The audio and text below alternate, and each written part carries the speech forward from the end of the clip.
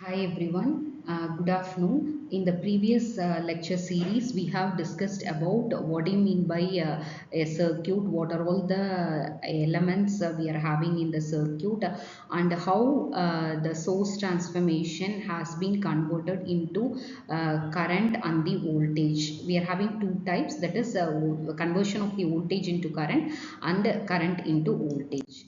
The next one, we are going to see about the voltage source and the current source.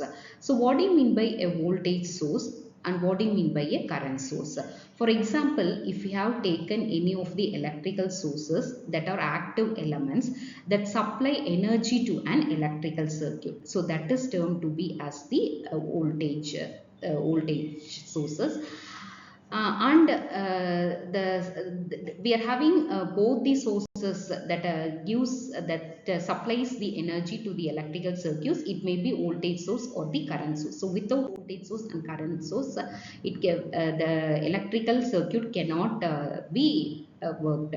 While coming to that of the voltage source, we are having two types of the voltage source. One is AC voltage source, another one will be the DC voltage source. Suppose if the voltage source maintains a specified voltage across its terminals, regardless of the current drawn by the load. For example, if we have taken the battery or the power supply, so it maintains the specified voltage. So that is termed to be as the voltage source. So we are having two types of the voltage source. One is AC voltage, another one will be the DC voltage. The representation of the old AC voltage source and the DC voltage source are shown here. The next one, we are going to see the types of the voltage source. We are having two types of the voltages. One is ideal voltage source, another one will be the practical voltage source. So from the diagram itself, we can represent the what do you mean by ideal voltage and what do you mean by practical voltage source. So here we are having the Vs, and here the Rs will be 0. So that is termed to be as your ideal. So here we have connected the resistance, that is termed to be as the practical voltage source. The next one is the ideal voltage source. In ideal voltage source, it maintains the constant voltage and it is independent of the load current. Here, the internal resistance will be 0 ohms. It is not practically realizable. And the example of this is theoretical DC supply. The load is connected across this voltage source. So this is termed to be as the ideal voltage source. The next one is the practical voltage source. So in practical voltage source, the voltage source is connected across with the series resistance, that is RS. So here the load is connected across the voltage source. So here in this graph, it represents both the ideal as well as practical. The relationship between the voltage and the current.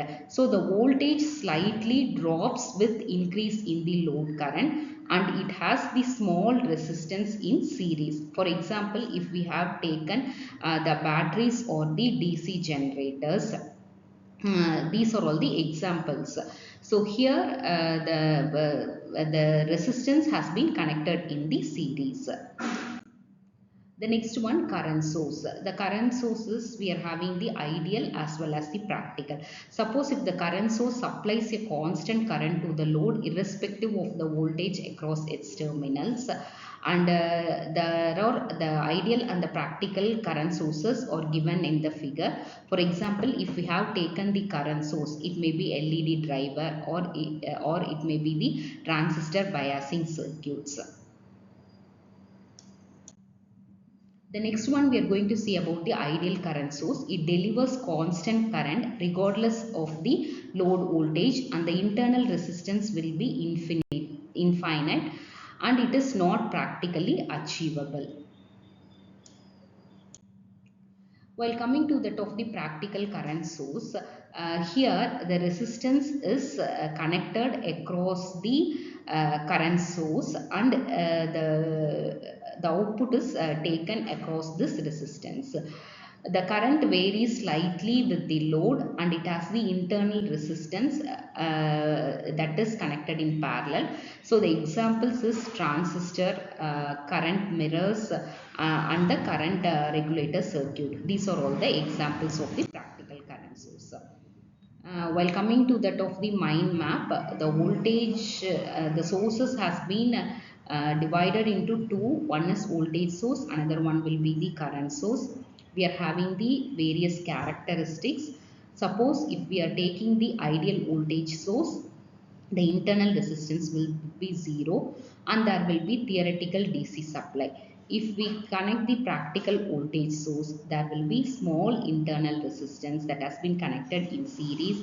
Battery DC supply or the examples of the practical voltage source. The characteristics, the output will be constant and the current depends upon the load resistance. While coming to that of the current source, the internal resistance will be infinity. There will be constant current and the ideal current generator.